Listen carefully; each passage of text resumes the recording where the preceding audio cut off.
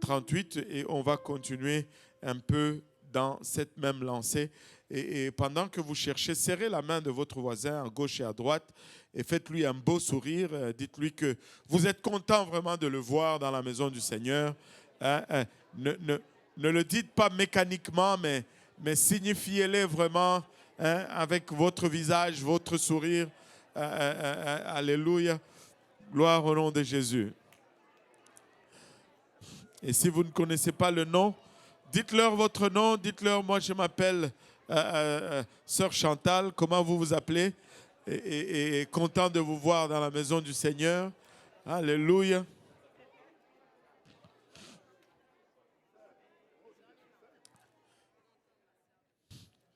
Alléluia. Le Seigneur est très bon.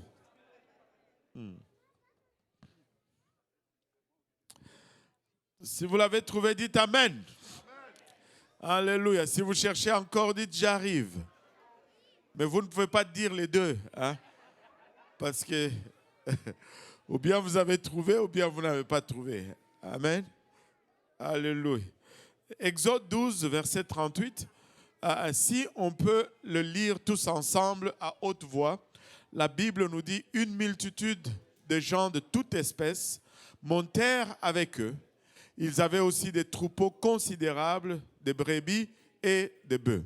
Prions tous ensemble. Seigneur, nous te sommes encore une fois infiniment reconnaissants, Papa, de ton amour, de ta bonté, Papa, de ta grâce et par-dessus tout de ta fidélité, Seigneur.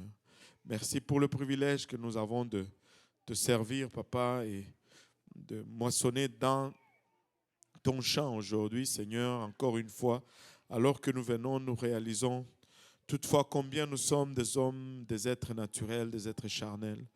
Papa, et cette parole que nous partageons, elle est esprit et souvent elle est folie pour nous et de nous-mêmes, nous ne pouvons la saisir. Nous prions que tu nous aides, Papa.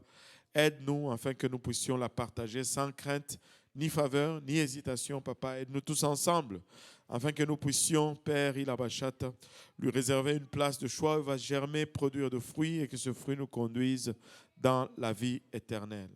Et c'est avec action de grâce dans le cœur que nous te prions ainsi, dans le nom précieux de Jésus. Nous disons tous au nom de Jésus. Alléluia. Et vous pouvez vous asseoir. Donc, dans ce passage que nous avions commencé à partager, nous avons lu qu'il y avait une multitude de gens de toute espèce qui sont montés avec le peuple d'Israël. Lorsque Dieu a délivré Israël de l'Égypte, ce ne sont pas seulement les Israélites qui sont sortis. Parmi eux est sortie toute une multitude d'Égyptiens, peut-être d'autres peuples, parce que la Bible nous dit de toute espèce, mais probablement beaucoup d'Égyptiens sont sortis également avec Israël.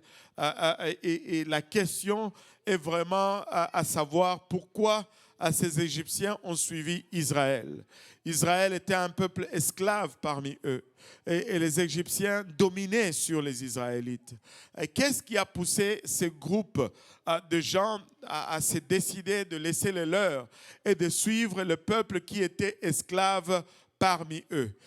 Permettez-moi de suggérer qu'ils ont observé ces esclaves pendant les derniers temps qu'ils ont vécu parmi eux.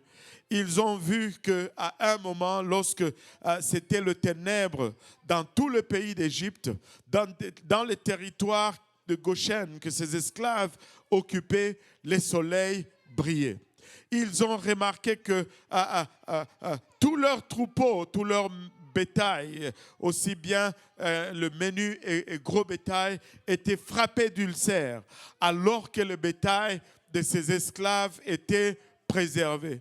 Ils ont constaté que leur puits, le fleuve, était transformé en sang. Il y avait un manque d'eau potable pendant un bon temps. Mais les puits dans les territoires que ces esclaves occupaient étaient en train de donner de l'eau potable. Ils ont observé que les maisons de ces esclaves n'ont pas été infectées par des poux ou des grenouilles, alors que dans leur maison, et aussi loin que dans la maison de leur roi, les grenouilles étaient entrées jusque sur les lits de Pharaon. Je ne sais pas si vous pouvez vous imaginer cela. C'était un palais royal avec une multitude de domestiques juste pour le nettoyage, une multitude de gardes juste pour la sécurité. Mais des grenouilles ont pu s'infiltrer même dans ces palais gardés jusque sur les lits de leurs maîtres, alors que dans le territoire des esclaves, ce n'était pas le cas. Et au final, ils ont vu comment chaque famille a subi la perte de leur premier-né. Chaque famille, aucune famille n'était épargnée, excepté ceux qui ont fait comme ces esclaves. Et dans les familles de ces esclaves, aucun enfant n'a été exterminé. Ils ont probablement observé cela et ils se sont dit, nous, on va suivre ces gens. Ils les ont suivis pour la grâce de Dieu qui était sur eux. Ils les ont suivis pour la bénédiction de Dieu qui était sur eux. Ils n'avaient aucune relation avec leur Dieu, mais ils ont suivi pour cette bénédiction ou pour cette grâce qui était sur ce peuple. Je me rappelle, alors que je prêchais à l'Est, je me suis rappelé de cette histoire du frère Urshan. Il était notre surintendant de l'Église pentecôtiste unie internationale il y a quelques années. Il voyageait une fois, lui, avec son épouse. Ils ont pris un avion pour aller quelque part, je ne sais plus où on les a invités pour prêcher. Mais alors qu'ils étaient en plein vol, les moteurs de l'avion ont eu une faille et ils ont lâché. Et c'était la panique sur l'avion. Et tout le monde s'est préparé maintenant à aller à la rencontre de son Créateur. Amen. Et là, lui, il se tourne vers sa femme. Il lui dit, mais chérie, tu as toujours dit que tu voulais mourir avec moi. Et voilà, là, Dieu vient de de te donner ton souhait. On va mourir ensemble. Et là, il a élevé la main et il a élevé la voix en plein avion, en détresse, et il a crié « Au nom de Jésus !» Et les moteurs sont repartis. Ils ont atterri en urgence quelque part.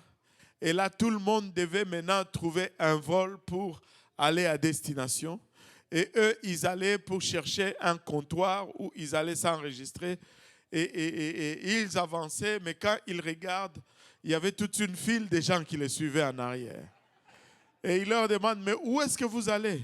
Il dit, non, nous, on va monter seulement dans l'avion que vous allez prendre. On ne va pas monter dans un autre avion. Là où vous embarquez, nous aussi on embarque. Il voulait cette protection. Il n'avait pas la relation avec les dieux, mais il désirait cette protection.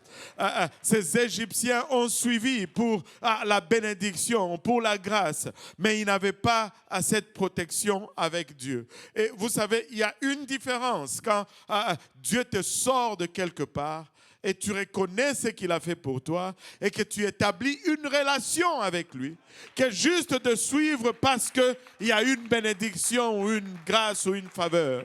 Je ne veux pas servir Dieu pour sa main. Je veux servir Dieu pour sa face.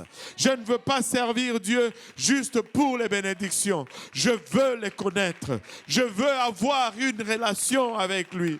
Je veux marcher avec lui. Je veux connaître sa voix. Alléluia, alléluia.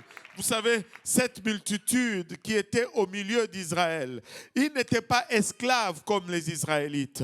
Ils n'ont pas subi toutes les atrocités. Ils n'ont pas goûté. Ils ne savaient pas qu'est-ce que ça goûte une délivrance de la part de l'Éternel. Et c'est pourquoi lorsque l'épreuve est venue, c'était facile pour eux de commencer à regarder encore en arrière. Regardez Nombre 4, Nombre 11 plutôt, versets 4 à 6. La Bible nous dit, le ramassis de gens qui se trouvaient au milieu d'Israël fut saisi de convoitise. Ils étaient le premier à être saisis de convoitise parce qu'ils n'avaient pas une relation avec Dieu. Laisse-moi dire à quelqu'un aujourd'hui, tu dois apprendre à développer une relation personnelle avec Dieu. Tu dois apprendre à aller dans ces lieux secrets tout seul et à parler à ce seul et unique vrai Dieu. Tu dois apprendre à ouvrir son livre et à laisser sa parole, alléluia, imprégner ta vie, imprégner tes pensées, imprégner ton mental. Tu dois avoir une relation personnelle avec Dieu. Parce que si ce n'est pas le cas, lorsque l'épreuve viendra, tu vas très vite abandonner le voie de l'Éternel. Et lorsqu'ils étaient dans le désert et qu'il n'y avait plus de viande, il n'y avait plus la nourriture, il n'y avait plus de McDonald's, il n'y avait plus toutes ces choses. Le ramassis de gens qui se trouvaient au milieu d'Israël fut saisi de convoitise. Et regardez la suite du verset. Et même les enfants d'Israël recommencèrent. Que tout le monde dise recommencèrent. Oh Seigneur Jésus, il y a des choses que nous ne devons jamais recommencer dans notre vie. Alléluia. Il y a de ces choses que nous ne devons jamais recommencer dans notre vie. Et même les enfants d'Israël recommencèrent à pleurer et dire, qui nous donnera de la viande à manger? Et vous savez, ça c'est une tristesse. Ça, c'est une tristesse. Regardez le verset 5. Nous nous souvenons des poissons que nous mangeons en Égypte et qui ne nous coûtaient rien. Wow! Vous savez, quand tu n'es plus à la bonne place, tu ne sais même plus voir correctement ce que tu as vécu. La priorité n'est plus à la bonne place. Il dit que ces poissons-là ne leur coûtaient rien.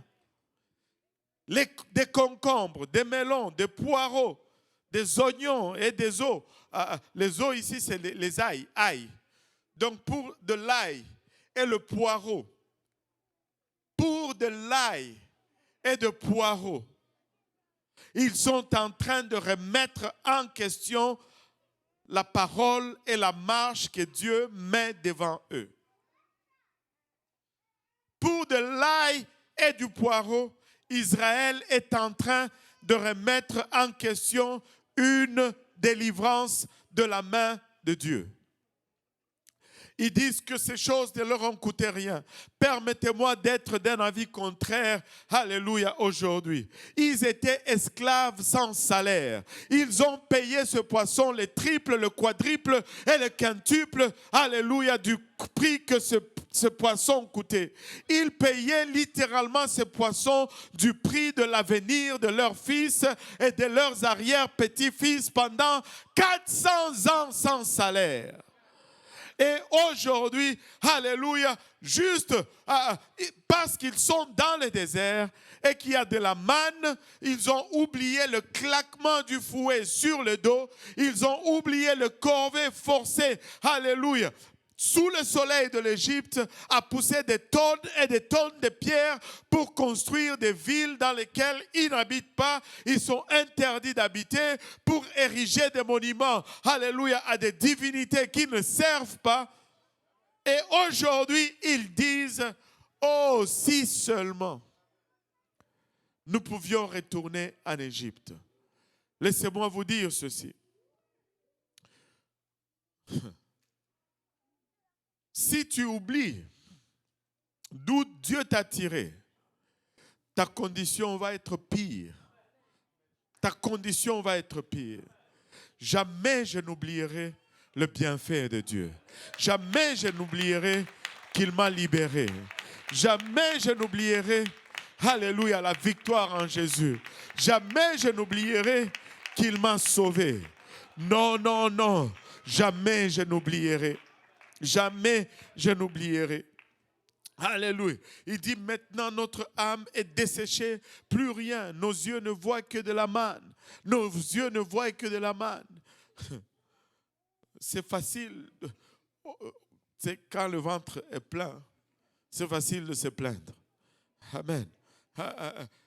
C'est toute une tristesse de réaliser que ce peuple qui était esclave, ce peuple qui est, ils ne décidaient pas les heures de leur travail, ils ne décidaient même pas de ce qu'ils recevaient comme salaire. Et aujourd'hui, après une si grande délivrance, ils sont en train de se plaindre. Pourquoi? Parce qu'il y a un ramassis de gens parmi eux qui ont été saisis de convoitises. Et ces gens ont influencé tout le reste du groupe. Ces gens qui sont sortis d'Égypte, ce n'étaient pas des pauvres, ce n'étaient pas des moindres. C'était des gens qui étaient bien nantis. Ils ont suivi Israël justement par choix avec le plan d'avoir plus de la part de Dieu. Et la Bible nous dit qu'ils avaient des troupeaux considérables, des brebis et des bœufs. C'était des gens d'influence. Ils n'étaient pas juste des simples pauvres Égyptiens misérables. Non, non. C'était des gens qui possédaient des biens. C'était des gens bien nantis et c'était des gens qui avaient de l'influence. Et nous avons mentionné l'influence qu'on peut voir prendre place dans une église ou dans une société. Nous avons même regardé les éléments de la nature et nous avons parlé du point critique. Que tout le monde dise point critique. Alléluia. Point critique, c'est un point où les tendances changent. Le point critique est vraiment un point de changement. Nous avons regardé l'eau. Si tu chauffes l'eau, tu peux la chauffer, elle reste l'eau. Mais quand elle atteint la température de 100 degrés, on dit que ça c'est une température critique. À 100 degrés, elle va changer d'état. Elle va commencer à bouillir et il va y avoir un changement. Elle va passer de l'état liquide à l'état vapeur. Et au point critique, il va y avoir des changements. Quand on regarde tout ce qui est mouvement de société, comme les tendances ou les modes, il y a toujours un point critique où une tendance ou une mode va être lancée. Et là, les gens vont commencer à adhérer ou à suivre. Et il va y avoir une personne, 2 personnes, 3 personnes, dépendamment du type de personnes, dépendamment de leur position et de leur degré de considération dans la société, ça va soit accélérer ou donner un pas plutôt plus lent à ce mouvement. Mais lorsqu'on atteint une masse critique, il n'y a plus rien qui peut arrêter la tendance. Et ça se propage toute seule et on ne peut plus contrôler, ça devient ce qu'on appelle viral. Et le mot viral vient vraiment du mot virus. Quand un virus commence à se propager, une personne qui a la grippe, qui la passe à une autre, et les 2, ils passent à 2 autres, et les 4, ils passent à 4 autres, jusqu'à ce que, jusque-là, ça peut être contenu. Mais quand on atteint une certaine masse, qu'on appelle la masse critique, ce n'est plus juste une grippe, ça devient une épidémie et qui va devenir une pandémie par la suite. Et là, même avec les méthodes conventionnelles, on n'arrive plus à contenir la propagation de cette maladie parce qu'elle a passé le point critique. Mais on a vu que dans l'Église, il y a aussi des tendances comme ça. Il y a aussi des points critiques qui peuvent être atteints dans un domaine comme dans un autre. Dans le domaine de l'adoration, si quelqu'un commence à battre les mains, et une autre commence à battre les mains, et une autre commence. Mais il y a un nombre critique de gens que si on atteint ce nombre, toute l'église va s'enflammer et tout le monde va battre les mains. Vous savez, l'adoration va être intense et la présence de Dieu va être manifeste parmi nous. Mais comme ça a commencé, ça peut aussi également mourir de la même façon si la tendance va dans l'opposé. Il y a une personne qui arrête de battre les mains, une autre personne arrête de battre les mains, une autre personne, mais il y a encore là un nombre critique que lorsqu'on atteint ce nombre, les applaudissements vont cesser juste poum, d'un coup, et là, cette tendance de l'adoration s'arrête. Amen. Alléluia. Mais nous ne voulons pas être une église apathique. Nous voulons être une église apostolique. Amen. Et nous voulons que notre adoration soit apostolique. Amen. Alors, nous allons participer dans l'adoration. Nous ne voulons pas être de ceux qui font penser à l'église du côté de l'apathie. Nous voulons être ceux qui vont pencher l'église du côté de l'adoration. Amen. Alléluia. Nous allons nous engager. Nous allons, alléluia, adorer. Alléluia. Vous savez, dépendamment de ce qui on peut faire accélérer ce mouvement ou pas. Vous savez, si je peux prendre un exemple. Bon, si, je ne sais pas moi, le pasteur Lionel vient en avant et commence à danser, ça va influencer du côté de l'adoration. Mais vous allez être d'accord avec moi que si c'est le pasteur Yannick qui vient, lui, il a plus d'acolytes que le pasteur Lionel. Tous les enfants sont les acolytes. Lui, quand il vient, il y a une plus grande masse qui va venir avec. Et chacun a son degré d'influence comme ça. Mais si nous mettons ensemble, nous allons faire basculer ceci du bon côté. Amen. Tu ne sais pas qui tu es, c'est quoi ton influence, et tu ne sais pas non plus, tu es le quantième. Peut-être que tu es la personne qui va faire basculer ceci d'un côté ou de l'autre. Vous savez, le point critique de l'eau, on le connaît. Il y a 100 degrés, 0 degrés. Le point critique de l'acier, on le connaît. Le point critique de tous les autres éléments naturels, on peut les définir avec exactitude. Mais le point critique de l'Église, nous ne pouvons pas le définir avec exactitude. Donc, la responsabilité revient à nous tous. Allô?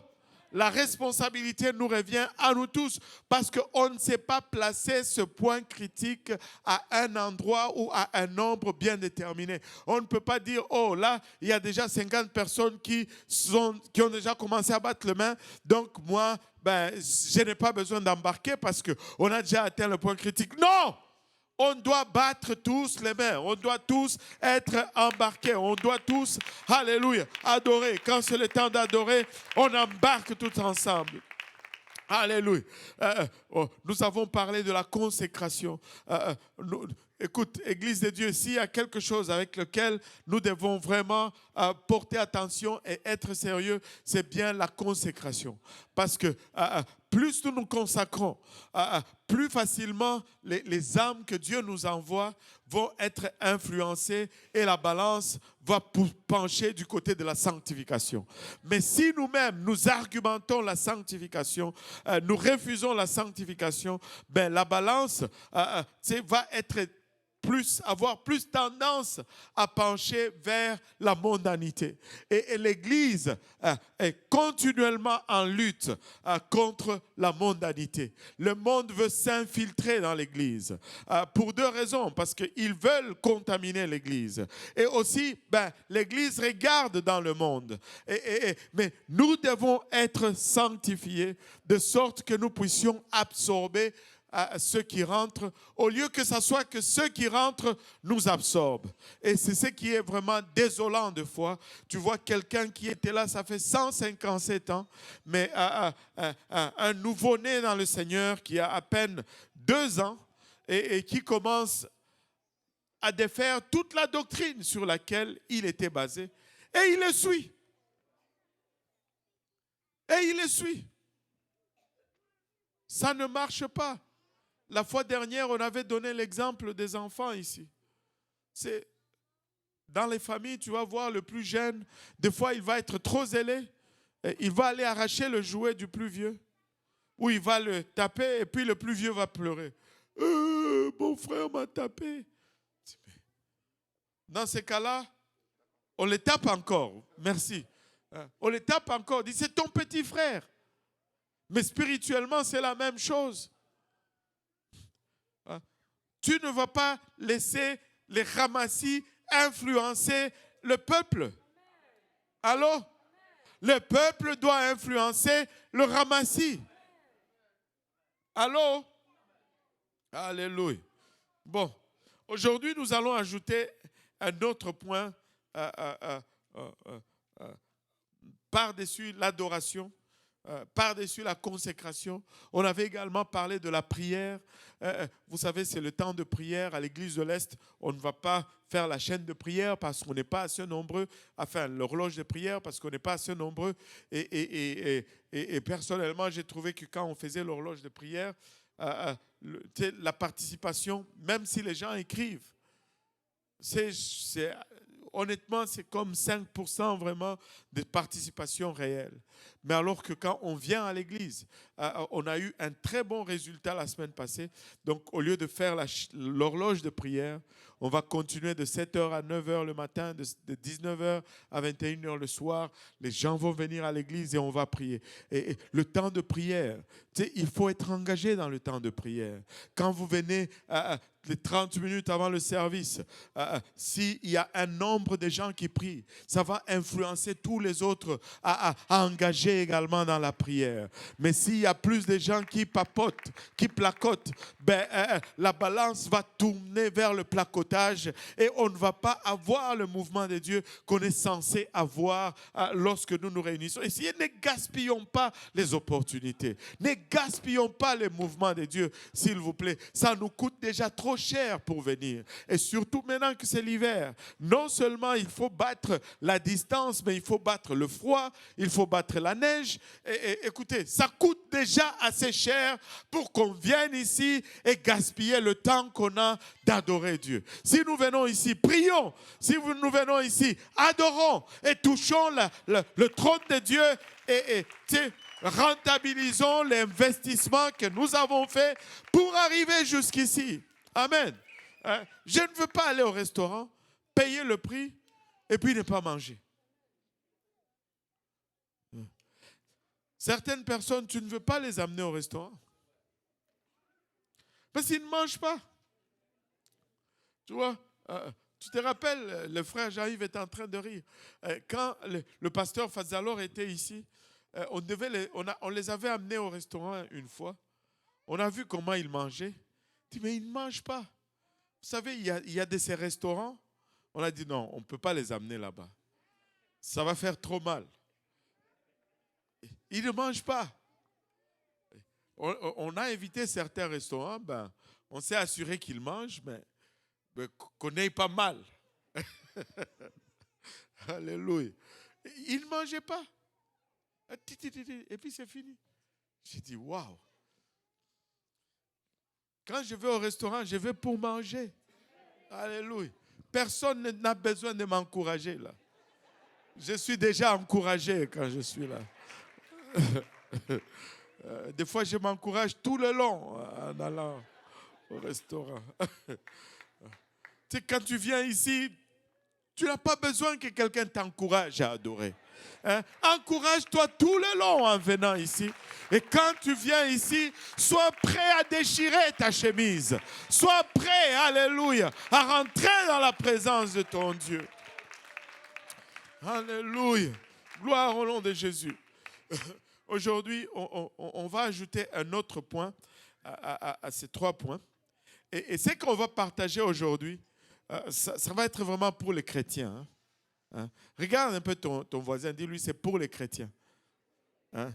Si tu n'es pas encore chrétien, ce n'est pas pour toi, c'est correct. Amen. Tu n'es pas obligé de prendre ça.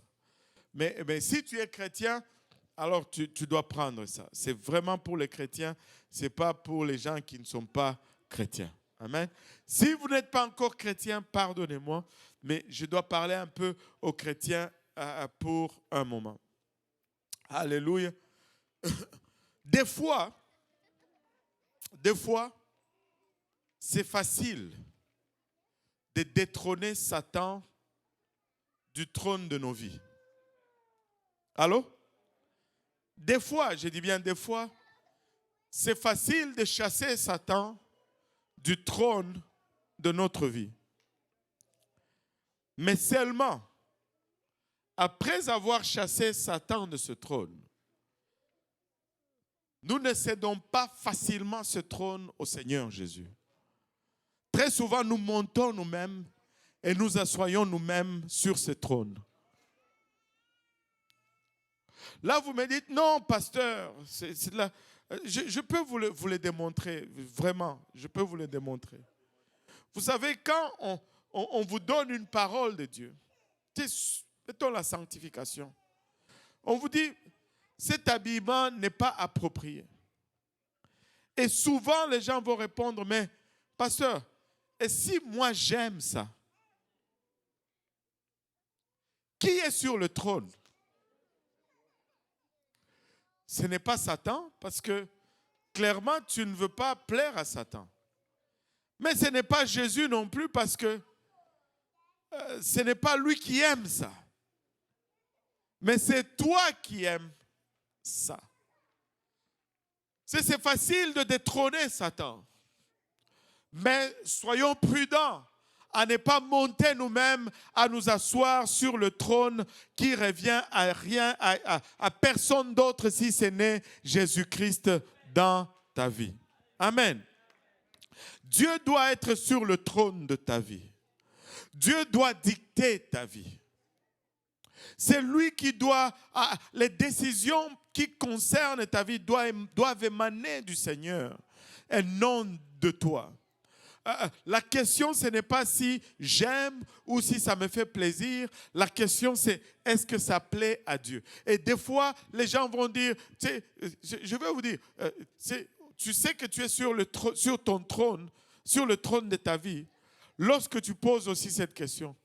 Est-ce que est-ce que c'est vraiment un péché? Est-ce que c'est vraiment un péché? On n'a pas dit que c'était nécessairement un péché. Mais est-ce que ça fait plaisir à Dieu? Parce que ce n'est pas une question que ça soit péché ou pas. Nous devons être assez grands pour passer au-delà de vivre pour Dieu, pour le péché ou pas péché, et arriver à cette place où nous commençons à vivre pour Dieu, alléluia, dans l'objectif de lui faire plaisir. Aller au-delà du minimum et donner quelque chose qu'il aime.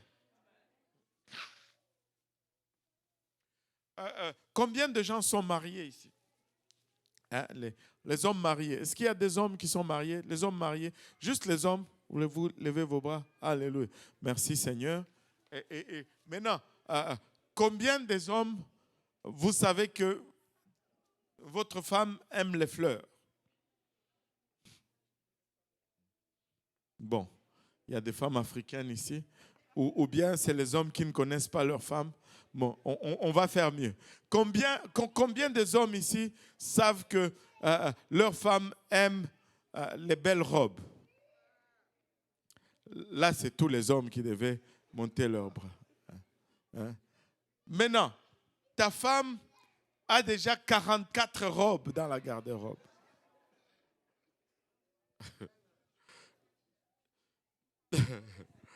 Mais il y a cette belle robe-là, de cette couleur qu'elle aime.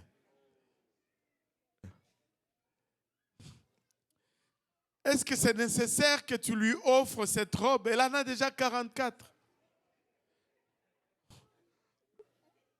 Vous et moi savez que ce n'est pas nécessaire. Mais vous et moi savez aussi que si tu lui offres cette 45e robe, les choses ne vont pas être pareilles.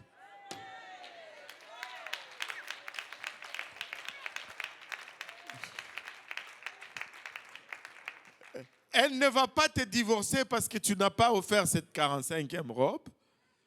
Mais tu sais que tu peux améliorer si tu offres cette 45e robe. Et c'est à cette place que nous devons vivre avec Dieu. Pas juste, ok, c'est le divorce ou c'est pas le divorce. Non, juste pour le plaisir. Juste pour le plaisir. Je veux juste que Dieu soit content. Et si tu veux que Dieu soit content, des fois tu dois aller au-delà de ce qui est nécessaire, au-delà de ce qui est péché et juste faire parce que ça plaît à Dieu. Alléluia. Ce n'est peut-être pas péché, mais je veux que Dieu soit content. Alléluia. Je veux qu'il me regarde et qu'il soit content. Alléluia. Je veux juste faire plus pour Dieu. Amen. Alléluia. Maintenant, Dieu doit être sur le trône de ta vie. Et encore une fois, je vais réitérer ceci. Ce que je partage aujourd'hui, c'est pour les chrétiens. Amen. C'est pour les chrétiens. Alléluia. Maintenant, comment est-ce que je sais que c'est Dieu qui est sur le trône de ma vie ou c'est moi-même qui est sur le trône de ma vie? C'est la vraie mesure pour voir que Dieu est sur le trône de ma vie, ce sont les finances. Par cet silence, vous venez de confirmer que ça, c'est la vérité. Il y en a qui commencent même à fuir de mon regard. Je ne te regarde pas. Moi, je scanne souvent à gauche, à droite, parce que je ne veux pas fixer quelqu'un. Amen. Hein? Maintenant, la vraie mesure pour voir si vraiment Dieu est sur le trône de ta vie ou pas, ce sont les finances. Si tu veux savoir les priorités de quelqu'un, regarde son carnet de chèques. Ou aujourd'hui, on dirait, regarde ses transferts électroniques. Moi, je me rappelle, on avait un frère, je ne veux pas dire c'est qui. Il était, bon, maintenant tout va bien. Amen. Et à l'époque, sa femme était quelque part dans un pays chaud. Amen. Je ne veux pas dire le nom du pays parce que sinon vous allez commencer à scanner. Mais le frère envoyait l'argent. Il avait toujours, le point c'est que il avait toujours un problème de manque d'argent. Mais nous on ne comprenait pas. Il dit, mais comment est-ce que tu n'arrives pas à t'en sortir? Mais jusqu'à ce qu'un jour, on voit dans son courriel là, le nombre de Western Union qu'il y avait. On dit, c'était phénoménal. Il y avait des fois 3 Western Union par semaine.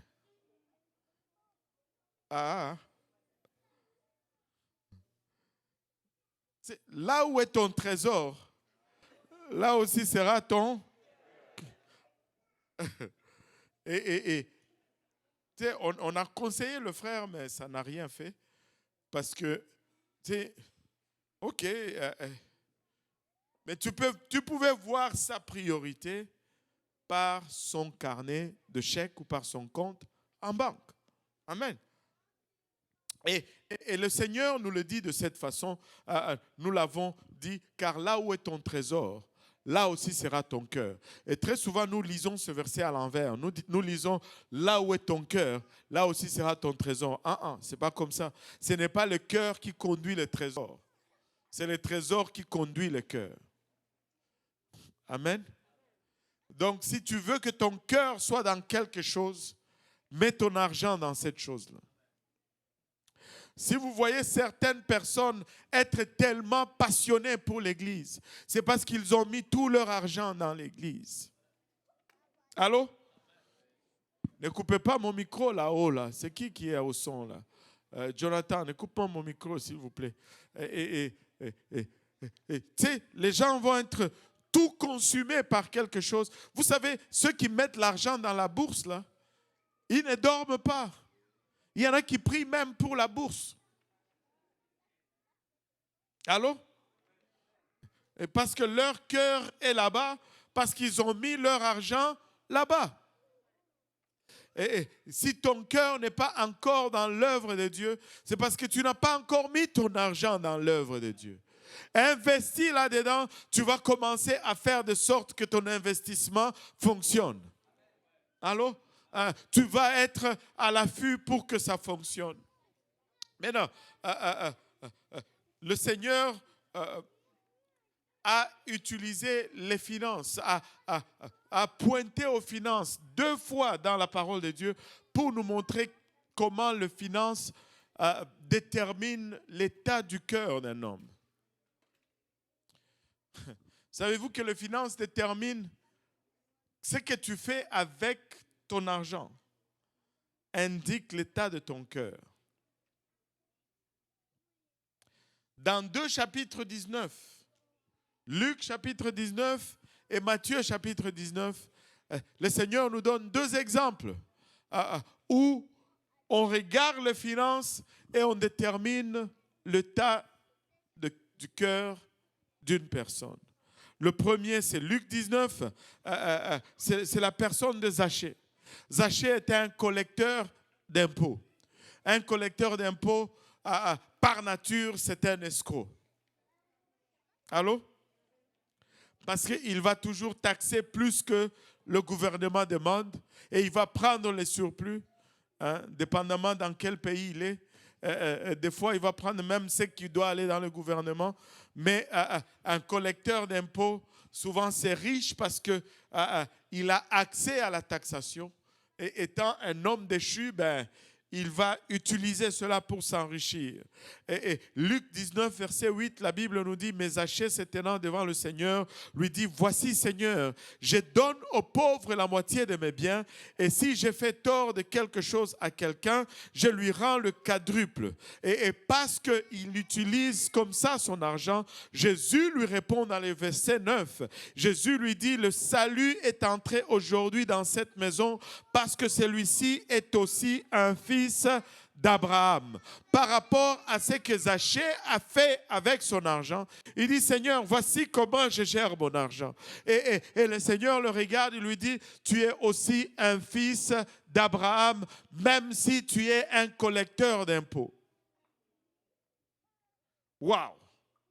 Là, vous n'êtes pas encore convaincu, mais ce n'est pas grave. Et le 2e chapitre 19 se trouve dans le livre de Matthieu, où c'est un jeune homme riche qui vient interpeller le Seigneur. Et regardez ceci, à partir du verset 16, on va le regarder. Et voici un homme s'approcha et dit à Jésus, Maître, que dois-je faire de bon pour avoir la vie éternelle? Il lui répondit au verset 17, pourquoi m'interroges-tu sur ce qui est bon? Un seul est le bon. Si tu veux entrer dans la vie, observe le commandement. Et lesquels, lui dit-il? Et Jésus répondit, tu ne tueras point, tu ne commettras point d'adultère, tu ne déroberas point. Et il lui donne tous ces commandements. Et regarde, le jeune homme lui dit, j'ai observé toutes ces choses que me manque-t-il encore? Il dit, j'ai observé tous ces commandements. Et souvent, nous regardons seulement à cela et nous nous disons, nous sommes bien. Lui, il avait déjà fait tous ces commandements. Et il dit, mais qu'est-ce qui me manque encore? Le Seigneur aurait pu lui dire, tu es correct, vas-y. Mais la question de la gestion de son argent s'est levée. Jésus lui dit, si tu es parfait, si tu veux être parfait plutôt, va, vends ce que tu possèdes, donne-les aux pauvres et tu auras un trésor dans le ciel. Puis viens et suis-moi. Après avoir entendu cela, son cœur était attristé parce que son trésor était géré différemment de ce que le Seigneur Jésus proposait comme gestion. Et il est clair que son cœur n'était pas à Dieu. Son cœur n'était pas à la bonne place. Et c'est la gestion de son trésor qui révèle l'état de son cœur. Encore une fois, si tu n'es pas chrétien aujourd'hui, ceci n'est pas pour toi. Amen. Ignore-moi complètement. J'ai toujours donné cet exemple, je vais le donner encore. Et j'aime bien les exemples de Pasteur Graham. Il dit que cet homme a enseigné sur les 10 commandements. Il a enseigné premier commandement, deuxième commandement, chaque dimanche, un commandement. Et chaque dimanche, un de frères dans l'église venait le voir. Il dit, ah, pasteur, quel message puissant.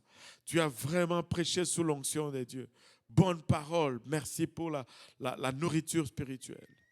Troisième commandement, quatrième commandement, cinquième commandement. Ah, pasteur, à chaque commandement, et il venait toujours avec des paroles d'encouragement. Ah, c'est puissant, c'est bon, c'est extraordinaire.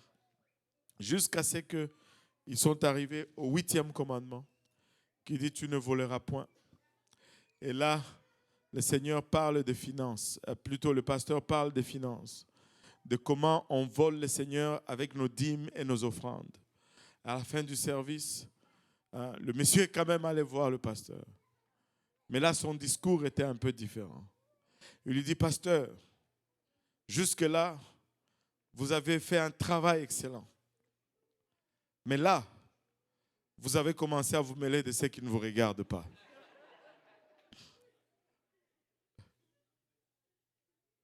Jusque-là, c'était bien. Mais là, vous avez passé vos limites un peu. Personne ne veut qu'on se mêle de leur argent. Amen. Personne ne veut qu'on se mêle de leurs finances. Amen. Alléluia. Et moi, je ne veux pas me mêler de vos finances non plus. Croyez-moi, je n'ai pas du tout envie de me mêler de vos finances. Mais Dieu est intéressé par vos finances. Dieu se préoccupe et il est intéressé de chaque aspect de ta vie. Maintenant, laissez-moi vous dire ceci avant d'aller plus loin. Vous savez, là, très souvent, c'est attristant des fois de voir des gens qui servaient le Seigneur avec zèle. C'est quand ils sont venus à Dieu, tu leur disais, porter une chemise bleue, c'est un péché. Ils allaient arrêter de porter la chemise bleue. Tellement qu'ils voulaient juste Dieu et rien d'autre. Ils n'allaient pas argumenter, dis-moi, je le fais. Mais avec le temps, on se refroidit, on devient distrait. Et là, on commence à questionner même ce qui n'est pas questionnable. Et très souvent, la plupart de c'est quand on entre dans cette phase où on commence à remettre en question la délivrance que Dieu a opérée dans nos vies. C'est parce qu'on n'a pas considéré ces 2 points. Et laissez-moi vous rappeler ces 2 points. Le premier point, c'est celui-ci. C'est que nous ne sommes faits que pour une seule personne. Allô? Nous ne sommes faits que pour une seule personne. Ça, c'est le premier point. Le deuxième point, c'est que nous ne sommes faits que pour une seule destination. Nous ne sommes faits que pour une seule destination. Combien d'entre nous sont venus d'ailleurs pour s'installer au Canada? Oh, alléluia. Juste, aidez-moi un peu. Combien? Alléluia. Je sais pas, c'est 90% ici. Maintenant, avant de venir, le Canada, c'était le Canaan, n'est-ce pas? La terre promise. Personne ne vous avait parlé de la neige, du verglas et de -20. Personne ne vous avait parlé de la manufacture ou des champs. Et toutes les photos qu'on vous envoyait, il y avait toujours de la nourriture plein sur les tables. Les gens étaient toujours bien habillés et propres. Personne n'était sale sur les photos. Personne ne sortait du travail.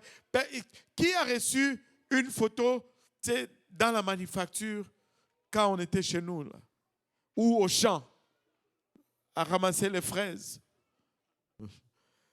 On m'a raconté l'histoire des jeunes hommes, je ne veux pas dire c'est qui. Ils sont allés pour cueillir les fraises.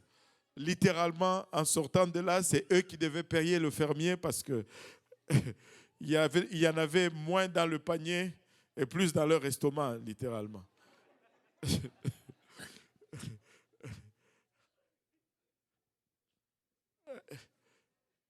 On ne nous a pas dit tout cela. On est venu ici parce qu'on allait au Canada. Au Canada, le jour qu'on devait prendre l'avion, je te dis, c'était un jour spécial. Vous rappelez-vous le sentiment qu'il y avait en nous? Ouh, alléluia. Mais arrivé ici, 1 mois après, oh, c'est comme ça. 2 mois après, la personne qui t'a accueilli te dit, mon frère, ma soeur, ben, il faut que tu te trouves un travail. Hein. Là, les choses changent. Les choses changent.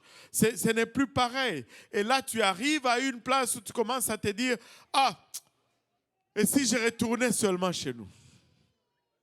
Allô? Tu sais, n'allons même pas loin. Hein? Tu sais, il y a beaucoup de gens qui étaient aux États-Unis ici, qui ont fait des pieds et des mains pour traverser au Canada. Et après, ils veulent retourner. D'autres sont encore retournés là-bas. Tu n'es fait que pour une seule destination. Toutes les autres destinations ne vont jamais te satisfaire. Tu peux retourner encore chez nous aujourd'hui, tu seras insatisfait. Tu peux aller en Europe, tu seras insatisfait. Tu peux aller aux États-Unis, tu seras insatisfait parce qu'on est fait pour une seule destination et la seule destination qui va nous satisfaire, c'est le ciel. À part le ciel, on ne sera jamais satisfait.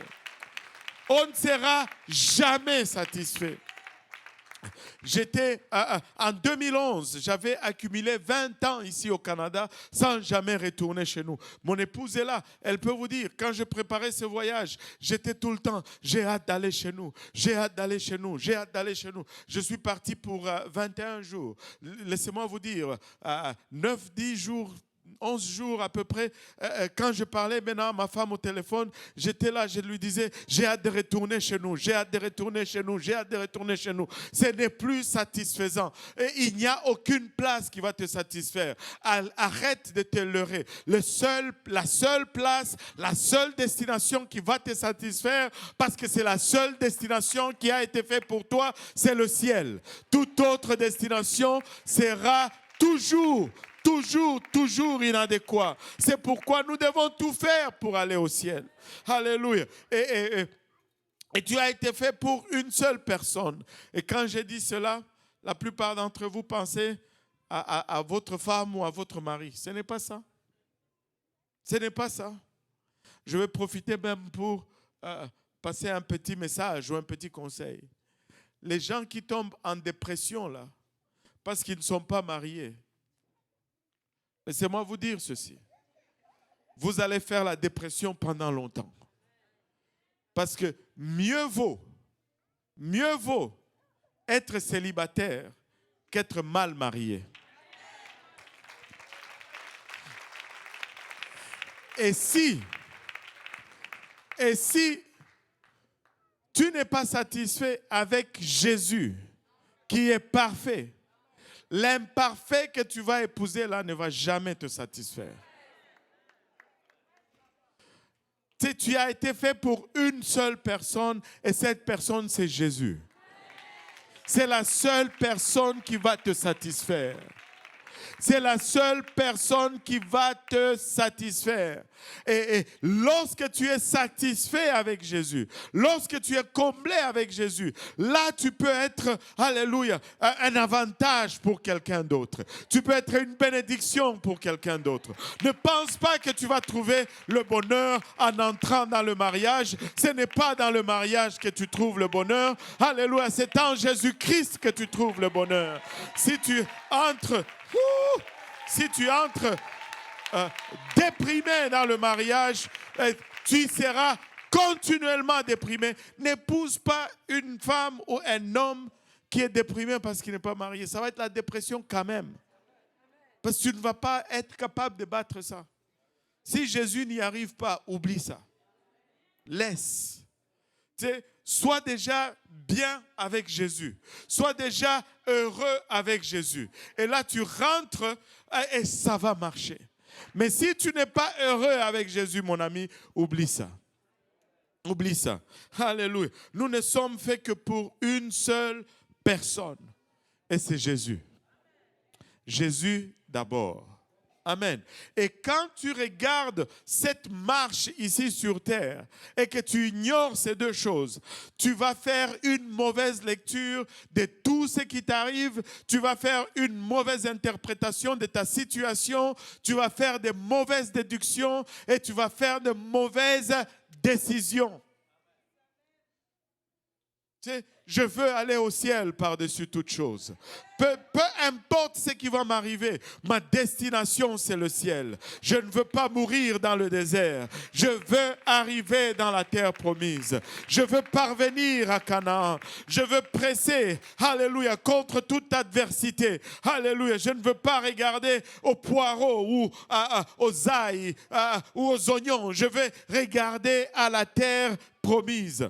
Amen. Alléluia.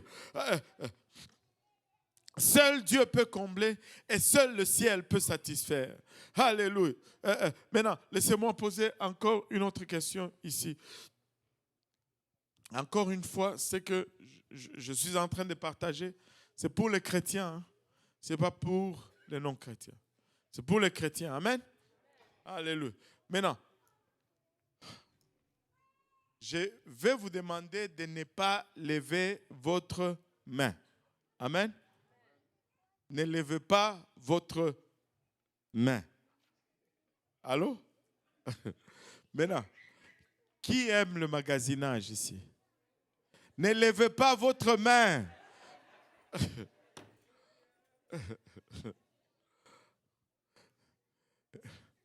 N'est-ce pas qu'on aime magasiner en Amérique du Nord? Alléluia. Carrefour Laval, Galerie d'Anjou. Avez-vous remarqué ceci? Je suis triste, je vais magasiner. Mais avez-vous remarqué combien vous retournez plus triste encore que lorsque... Là, vous avez deux tristesses. La tristesse initiale et la tristesse de la poche maintenant. Et en Amérique du Nord, nous achetons beaucoup. Nous achetons trop et inutilement. Et quand je disais 45 robes, là, je n'exagérais pas là. Allô? Il y a des... Tu sais, tu rentres dans une maison, des vêtements, les souliers. Des souliers, des appareils, c'est chargé. C'est chargé. Et toutes ces choses coûtent de l'argent. Allô? Toutes ces choses, il y a un montant de dollars accroché à ça. Nous sommes le peuple. Est-ce qu'il y en a qui ont entendu parler de 1%? Le 1% de la terre qui consomme 90% des ressources? C'était populaire il y a quelque temps. Et les gens sortaient, allaient à Wall Street. Ils disaient que ce sont eux les 1%. Savez-vous vraiment qui sont les 1%? C'est nous les 1%. Ici en Amérique du Nord, nous sommes le 1% de la population mondiale qui consommons le plus de ressources que toute autre partie du monde. Allô? Si je comptais juste les téléphones iPhone ici, si on collectait juste les iPhones qu'on a ici, on pourrait bâtir une église quelque part en Afrique. Juste avec nos iPhones. Allô? Dites-moi si je me trompe.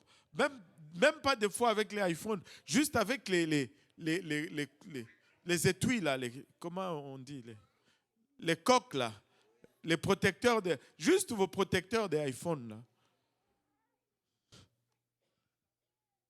On pourrait soutenir un missionnaire quelque part. Allô?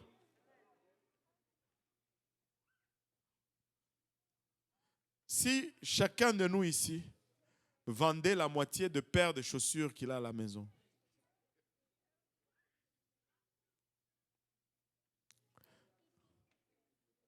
Allô?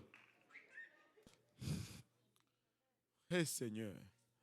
Et toi, tu étais là, tu disais, non, moi je souffre, ma vie n'est pas bonne ici. Écoute, tu es l'homme le plus pauvre ici au Canada est plus riche que 90% de la population mondiale. Avez-vous remarqué quand nous allons chez nous, là, comment nous devenons subitement de la classe supérieure? Hein, tu changes tes dollars en francs. Tu deviens millionnaire juste en un instant. Et laissez-moi vous dire, peu importe, un millionnaire, c'est un millionnaire. Hein? Alléluia. Un millionnaire, c'est un millionnaire. Et tu deviens millionnaire, tu es là et tu impressionnes tous tes neveux, tes petites nièces, tu les amènes à la place où on vend la pizza, tu achètes la pizza. Tu es le gros patron là. Nous sommes riches. Nous ne sommes pas pauvres. Dieu nous a bénis. Il faut juste savoir comment le regarder là. Tu sais, les technologies que vous avez dans les mains, dans le sac, même tu sais, les hommes les plus riches d'autrefois ne pouvaient même pas rêver aux technologies que vous manipulez aujourd'hui. Alléluia. Mais vous savez pourquoi nous nous considérons comme pauvres? Parce que nous sommes infectés d'une maladie qu'on appelle le matérialisme. Et le matérialisme, ce n'est pas bon. Le matérialisme, ce n'est pas un bon concept. Le matérialisme, ce n'est pas un bon investissement. Ce n'est pas un bon usage des bénédictions et des richesses que Dieu nous donne. Dieu s'attend à ce que nous fassions bon usage, alléluia, de ce qu'il nous a confié. Et si nous plaçons ce qu'il nous a confié à la bonne place, notre cœur va se trouver aussi à la bonne place. Écoutez, peuple de Dieu, nous sommes dans un temps où nous devons investir dans l'Église. Si nous voulons que notre cœur soit dans l'Église, nous devons donner libéralement à l'œuvre du Seigneur. Nous devons donner libéralement à l'œuvre du Seigneur. Nous ne pouvons pas transformer cette chair en place de mendicité où à chaque besoin, le pasteur doit s'élever. Oh, il y a telle situation. Non, si les gens donnaient juste libéralement, laissez-moi vous dire, l'œuvre de Dieu va avancer aussi facilement. Parce que là où est ton trésor, là aussi sera ton cœur. Investis dans l'œuvre de Dieu et vois comment ton cœur va vraiment être dans l'œuvre de Dieu. La vraie mesure, vous savez, il y en a qui sont mieux, même là où nous sommes, il y en a qui ont des situations meilleures que d'autres. Ils vont donner des grosses offrandes, des grosses enveloppes. Mais vous savez quoi? Dieu ne mesure pas ton don par la grandeur de ton enveloppe. Nous l'avons vraiment à l'envers. Dieu ne regarde pas combien tu donnes. Allô? Mais Dieu regarde plutôt combien il te reste.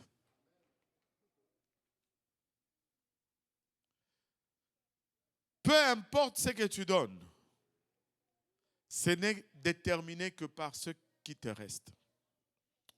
Si tu as $1 million, tu donnes $100,000 et si on le regarde selon les standards du monde, on va t'applaudir.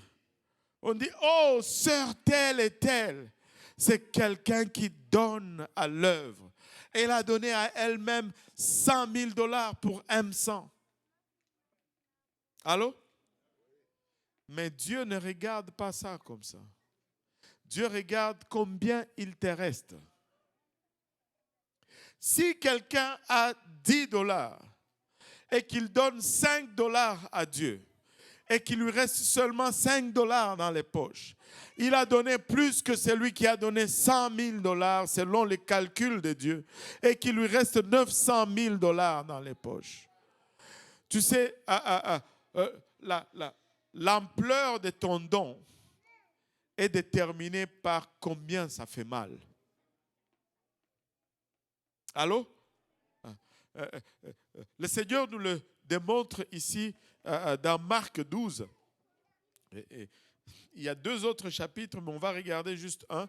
Je pense que c'est Marc 12 et Luc 12, mais on va regarder juste Marc 12. Marc 12, versets 41 à 44, Jésus s'étant assis vis-à-vis du tronc, regardez comment la foule y mettait de l'argent. Plusieurs riches mettaient beaucoup. Il vint aussi une pauvre veuve. Elle y mit 2 petites pièces, faisant un quart de sou. Alors Jésus, ayant appelé ses disciples, leur dit plutôt, je vous l'ai dit en vérité, cette pauvre veuve a donné plus qu'aucun de ceux qui ont mis dans le tronc.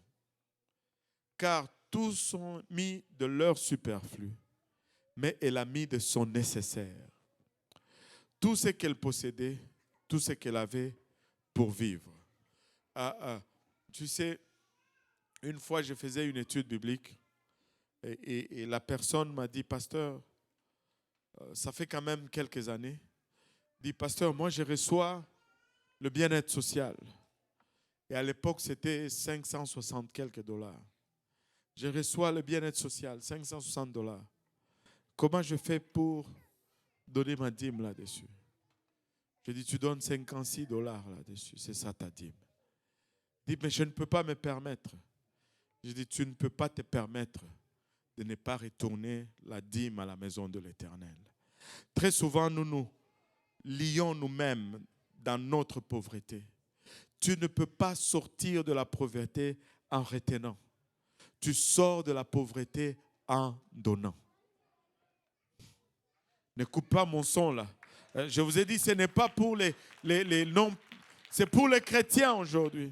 Si tu n'es pas chrétien, ne prends pas ce message. Tu ne sors pas de la pauvreté en retenant. Tu sors de la pauvreté en donnant. Tu me dis, pasteur, toi tu nous dis des choses. N'as-tu pas lu qu'il est écrit, donnez et il vous sera donné. Donnez et il vous sera.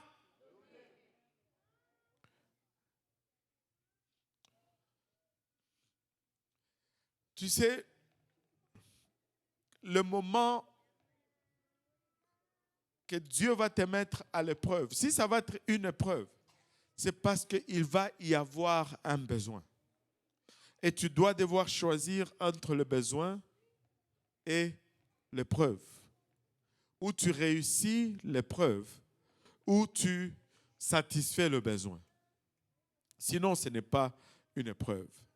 Et je peux vous donner des exemples et des exemples et des exemples de moments où Dieu, tu ne peux pas donner plus que Dieu. Et si nous allons être apostoliques, nous allons être apostoliques dans notre doctrine, nous allons être apostoliques dans nos adorations, nous allons être apostoliques dans nos pratiques, dans nos prières, mais nous allons être apostoliques également dans notre façon de donner. Si la mesure qui va déterminer notre cœur, c'est comment nous gérons ce que Dieu nous a donné. Savez-vous qu'il y a 2 fois plus de versets dans votre Bible sur l'argent qu'il y en a sur l'enfer et la prière? Plus de 2000 versets sur l'argent. Sur l'enfer et la prière, à peu près 600 et quelques. Qu'est-ce que ceci est en train de nous dire? Ceci est en train de nous dire que euh, la chose qui va nous amener plus facilement en enfer, c'est l'argent. L'argent est le premier compétiteur de Dieu dans ta vie. Le Seigneur nous dit ceci. Tu ne peux servir 2 maîtres à la fois. Tu ne peux servir 2 maîtres à la fois. Si c'était le diable le premier compétiteur de Dieu, il allait dire tu ne peux servir Dieu et le diable. Mais ce n'est pas ce qu'il a dit. Il a dit tu ne peux servir Dieu et mammon. Amen. Mammon, ce n'est pas le diable. Mammon, c'est l'argent. Mammon, ce sont les possessions matérielles. Et l'argent et les possessions matérielles sont la chose qui fait le plus compétition à Dieu dans ta vie. Combien de gens vont abandonner la maison de Dieu et prioriser faire l'argent? Et on va nous le dire même un peu comme si c'était normal. Oh pasteur, parce que je dois travailler dimanche. Laisse-moi te dire, moi je ne dois pas travailler dimanche. Et ce n'est pas parce que je suis pasteur, je suis à l'église. Non, non, non, non, non, non. Bien avant que je n'arrive ici, j'avais déjà dit à Dieu, Seigneur, moi je ne travaille pas le dimanche. Ou je vais te servir, ou je ne veux pas te servir. Alléluia. Et écoutez, je vais vous raconter ceci. Oh, déjà 15h55? Waouh! En tout cas, je dois conclure. Hey Seigneur Jésus, aide-nous. C'est la bonne heure?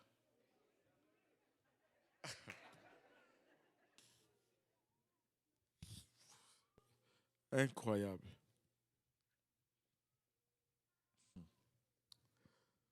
Je dois arrêter.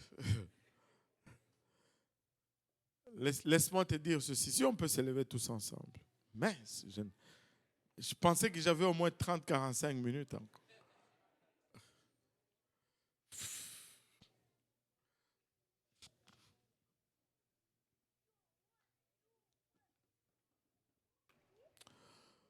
Vous savez, il nous dit, n'amassez pas de trésors sur la terre. Amen. Là où la rouille et la teigne rongent, et là où le voleur vient et il dérobe. Mais amassez-vous les trésors dans le ciel. Amen. Et vous savez c'est quoi un trésor?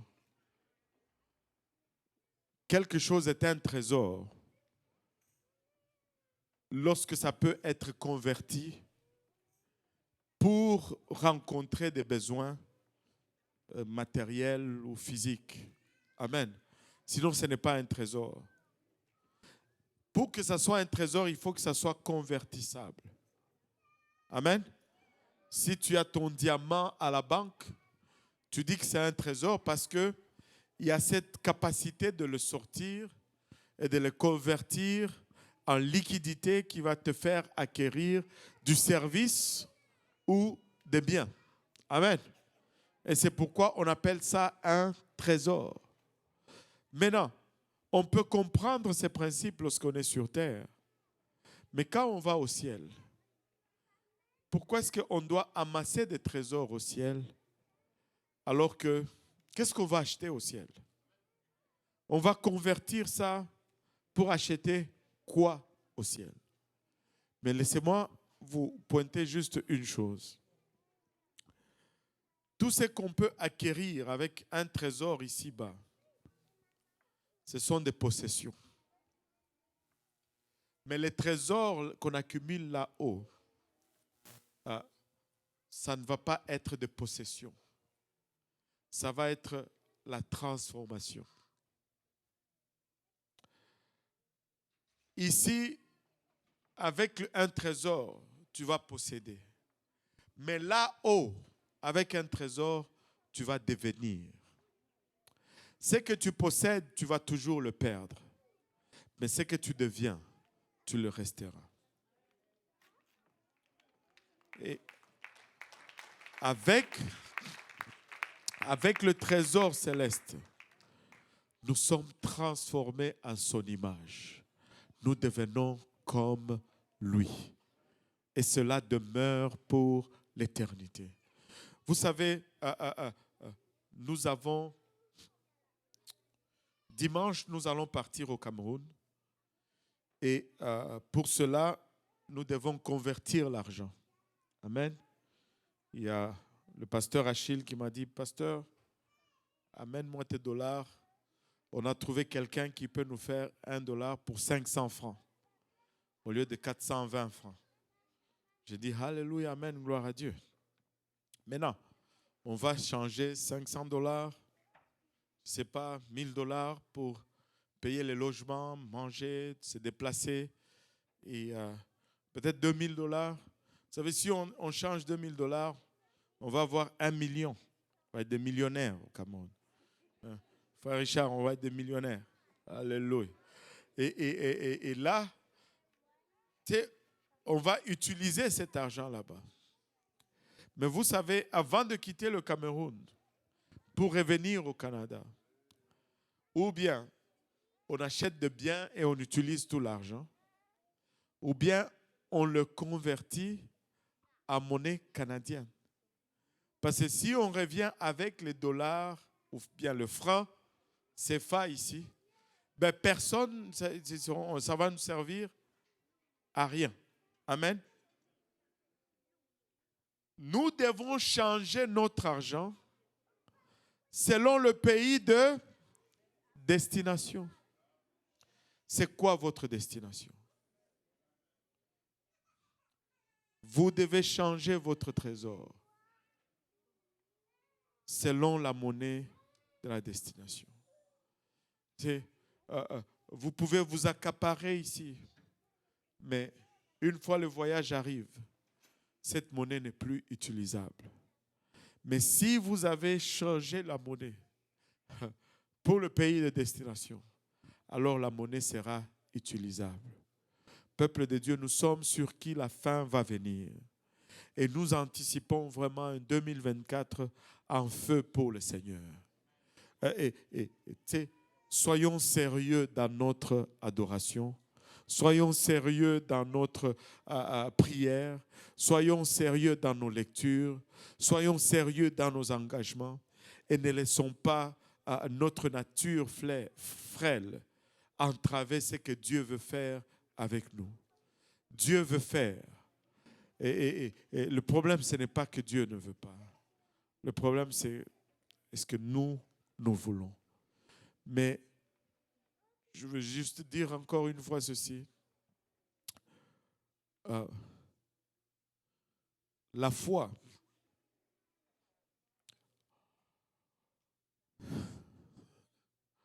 La foi, ce n'est pas croire que Dieu va me donner ce que je demande. Ce n'est pas ça la foi.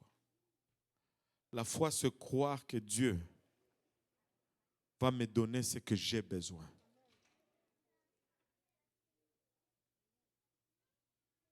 J'ai cette confiance et cette assurance que Dieu va nous donner le nécessaire. Et que nous allons, alléluia, entrer dans ce réveil de la fin avec enthousiasme et avec force. Que nous allons nous consacrer et nous allons voir la main de Dieu à l'œuvre parmi nous. Ce n'est pas le temps de jouer, c'est le temps d'être l'Église, d'être une Église apostolique. Et nous devons prier, peuple de Dieu. Nous devons être là aux réunions de prière. Nous devons être là à chaque service. Nous devons être enthousiastes pour la maison de Dieu. Et il a de grandes choses en réserve pour nous. Là où nous sommes, est-ce que nous pouvons juste baisser nos têtes et fermer nos yeux et prendre un moment de consécration et juste parler au Seigneur pour un moment. Seigneur, je veux juste être sincère avec toi aujourd'hui, papa. Je veux mettre, alléluia, toutes mes cartes sur la table avec toi, papa. Je veux prendre un engagement ferme avant de quitter ce lieu, Seigneur. Alléluia. Je veux, papa, faire basculer ma vie du bon côté de la balance. Je veux être apostolique, Seigneur, dans mon style de vie. papa, dans ma façon de faire. Donne-moi un cœur, papa, Ilabashata, qui recherche ton plaisir et non juste le strict minimum pour y arriver, Seigneur. Donne-moi, papa, Ilabashata, de me consacrer à toi, Seigneur, avec le ciel en vue et ton trône, papa, en vue. Papa, je veux te voir, je veux qu'en ce jour-là, Seigneur Jésus-Christ, que je sois dans ta présence, papa. Mais je reconnais, papa, que je suis faible et des fois, je n'arrive pas par moi-même. Mais daigne dans ta bonté, Seigneur, me soutenir dans mes faiblesses. Daigne dans ta bonté, papa, renouveler ta grâce et ta miséricorde. Daigne dans ta bonté, ô Éternel, me couvrir à nouveau de ton sang précieux. Daigne dans ta grâce, ô Père, alléluia, nous restaurer, Seigneur, et nous remettre sur cette voie du réveil, Seigneur. Daigne, papa, utiliser chacun de nous, papa, dans le plein potentiel que tu as mis en lui. Daigne te souvenir, Père, de chaque famille, papa. De chaque famille ici présente, Seigneur. Cette église ne peut pas être plus forte que les familles qui les constituent, papa. Fortifie nos familles, Seigneur, que ce soit des familles où ta parole, papa, est